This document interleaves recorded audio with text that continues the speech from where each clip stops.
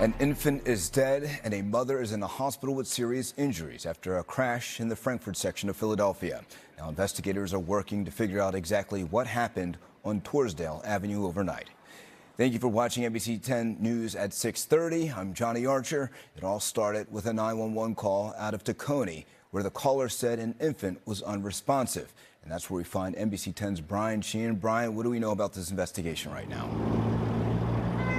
Yeah, Johnny, it really was a tragic set of circumstances that happened very early this morning along this stretch of Torresdale Avenue. You can see some of the debris, this bumper, and then other debris scattered along the roadway near Harbison Avenue. Now, Philadelphia police say the infant and her mother were thrown from the ambulance onto the road after the ambulance driver hit another vehicle at the intersection, and then the ambulance rolled onto its side. Our crews were here as the Mercedes MedStar EMS was brought upright.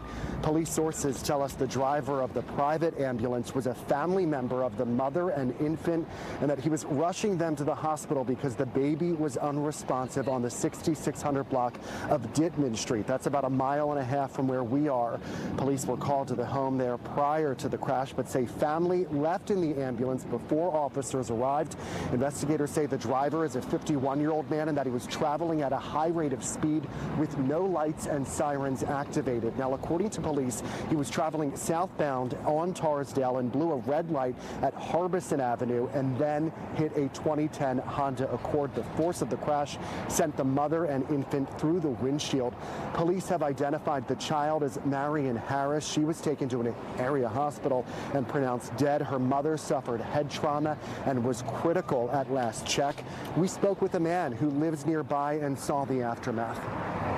And it was destroyed. Everything was destroyed. Pieces of, for the car to lose their axle and the fork from the car, it had to be real hard.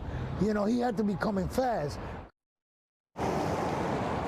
Now, police sources say this investigation is very much ongoing and that a lot of work is being done. But in their initial report this morning, they said the driver of the ambulance will face DUI and other charges. It is unclear if at this point any charges have been filed. We did also speak to a representative with MedStar EMS earlier today. They confirmed that their vehicle was involved in this crash, but they didn't say anything further at this time.